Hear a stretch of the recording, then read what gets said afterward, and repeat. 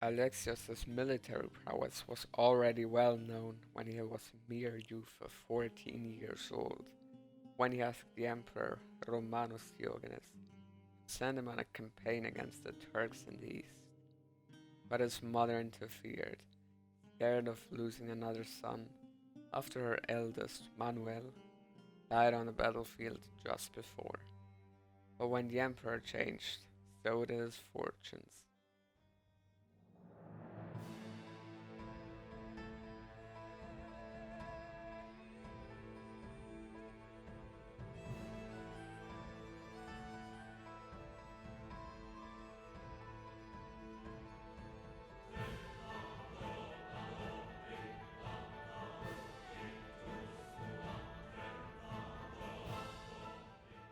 After the defeat at Manzikert, a Norman knight by the name of Russell Balliol carved out his own kingdom in Anatolia, plundering what was left of the Roman cities in the area. After many generals had failed to quell his insurrection, the emperor rightly put his hopes on Alexios. As many of Russell's strongholds were falling, he met with Artuk, a commander of the Seljuk Turks, and asked for an alliance against the Romans. Alexius thwarted this scheme with a series of threats, bribery, and flattery, telling Artuk that the Sultan and the Emperor were friends, that Russell steals plunders the Turks could have taken for themselves, and that he'd pay a large sum of money if they captured Russell. Artuk was convinced and sent Russell for ransom to Alexius in Amicia. Yet the promised money was slow to arrive, and he asked the inhabitants to contribute money to their defense, but they were having none of it. The crowd became more and more unruly, and Alexius feared that agitators would set Russell free, and that he would continue to harass Roman territory. So he pretended to blind him, after which the citizens of Mysia provided the money. He continued with his armies and retook Casamon, when he was recalled to the west by the new emperor Nicephorus III, who asked him to stop another usurper called Nicephorus Bryennius, who subdued many western provinces whilst using Dyrrhachion as his base. Tall, strong, and handsome, he was an ideal candidate for the imperial throne, and found great support amongst the populace. As the imperial armies were depleted, Alexius gathered a ragtag band of soldiers and supplemented them with Turkish mercenaries that the empire could afford. Seeing that his army was no match against Bryennius' superior force, he abandoned the idea of an open field battle and planned a victory by stealth. The two armies met near the town of Calaviri, where Bryennius' forces had already built a camp. Bryennius brought around 12,000 experienced men to the field, whereas the future emperor had around half of that at his disposal. To make matters worse, his army was new and inexperienced, no match for Bryennius' veteran Balkan legions. The center of the usurper's army was commanded by Nicephorus himself. The right flank, with many elite troops, was commanded by his brother John. On the far left, he stationed an outflanking detachment made up of Pecheneck horse archers. To counter Bryennius' strong right flank, Alexius personally commanded the imperial left flank, consisting of elite immortals and Franks. Additionally, Alexius hid a force of immortals in a hollow to the far left, hoping to ambush the advancing enemy and breaking their ranks. The right flank was commanded by the general Constantine and was tasked with holding the usurper's left flank. On the far right were Turkish mercenaries, tasked with keeping the Pechenegs in check. And so the battle begins. As the rebels advance on Alexios, the flankers spring their trap. Although the attack caused some initial confusion, John led forward the second line and broke the ambush. The ambushers fled and crashed into their own men, who in turn routed and fled the field. Alexius, who was fighting on the front lines, was unaware that the right wing had also collapsed under a passionate attack, as the Turks failed to do their job as flank guards. Luckily for the right wing, the Pechenegs did not follow up on their success and opted to plunder their own camp and leave for home.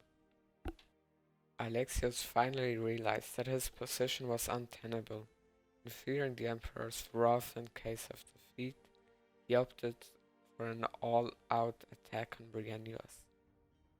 Seeing that this was not a viable option, servant dissuaded him from this foolish attack. Alexios followed his advice and managed to break through the enemy's lines with 6 companions. As he broke through, he saw in the confusion that reigned behind Bryennios' line as a result of the Pecheneg attack the would-be imperial parade horse of Bryennios, which he promptly seized.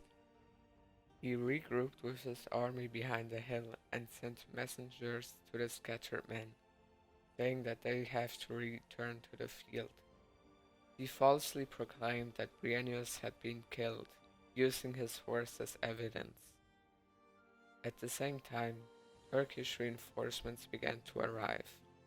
The Franks that were still fighting gave up and surrendered, causing additional chaos in the back of Bryennios' army and lulling the soldiers with a false sense of victory. That is when Alexius attacked again. This time, he divided his army into 3 contingents and made great use of the Turkish feigned retreat tactic. When the usurper's forces advanced far enough, the trap was sprung. The ambushers attacked like a swarm of wasps and finally broke altogether. Even though Bryennios and his brother John tried to rally their men, the 2 were captured by Alexios' forces. The losses on both sides were heavy.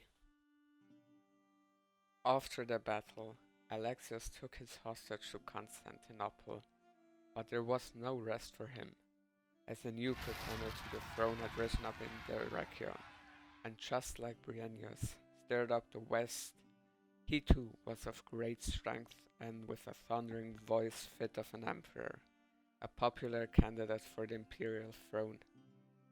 From Dyrrhachion he marched south and took Thessaloniki.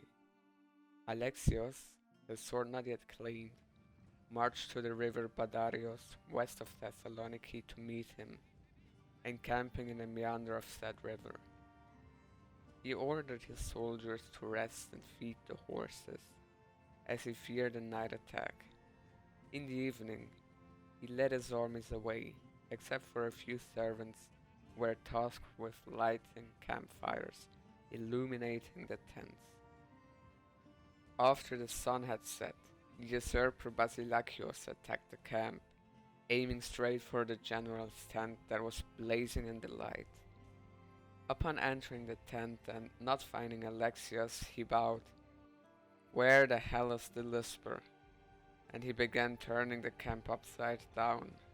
Alexios expected as much, and when he saw that his enemies had turned to plundering the camp, he unleashed hell and swallowed up the usurper's disorganized army. In the morning, Basilakios fled with the remains of his army to Thessaloniki. Townspeople welcomed him, but refused to let Alexios enter the town. When Komnenos threatened to sack Thessaloniki, the inhabitants reluctantly opened the gates and Basilakios was forced to retreat to the citadel. He later was thrown out by his own men after they saw the hopelessness of the situation.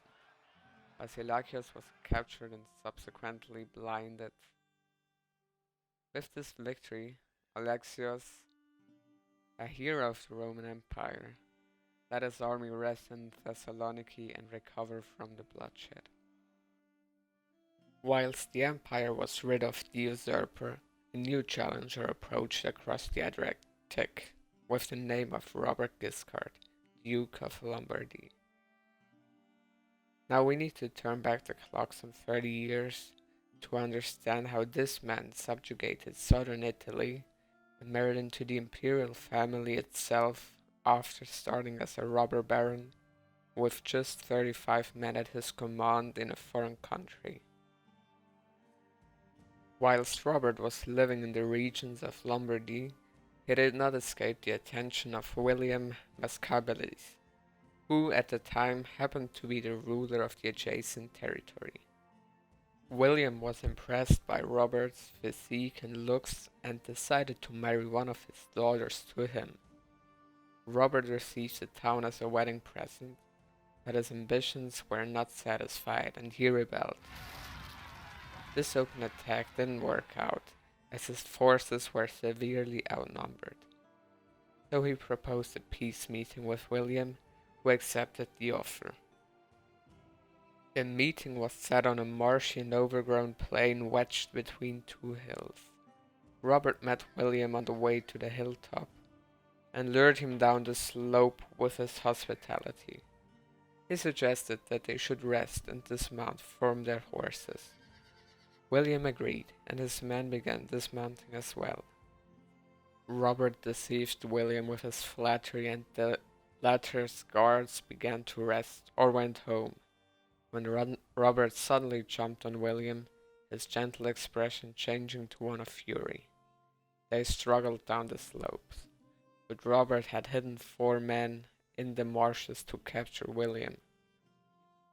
Both parties galloped down the hill to save their masters from the other, but the Normans prevailed, and William was captured by his son-in-law and dragged to the city he had been given as a wedding present.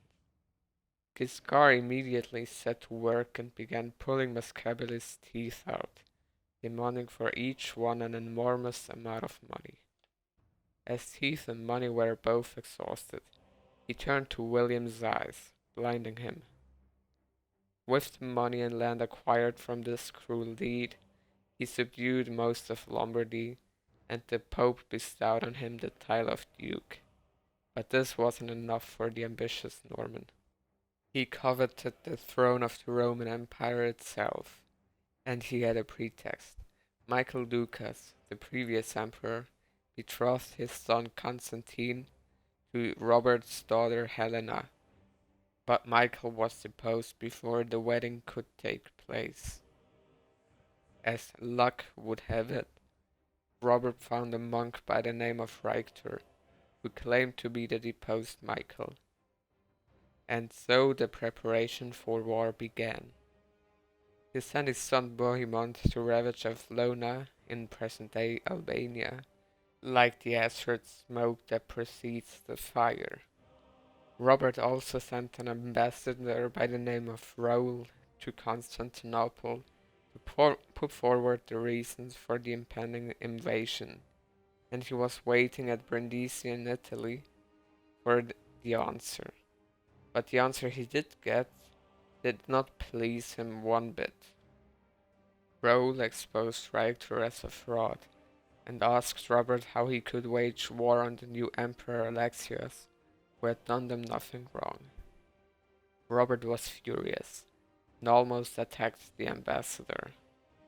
And when he heard that Raoul's brother Roger deserted to the Romans, he wanted him killed on the spot, so he fled to Bohemond. The Fox, in his fury, concentrated his forces in Brindisi, 150 ships and 30,000 men with armor and horses in total, and set sail for Dyrrhachion, capturing Corfu on the way.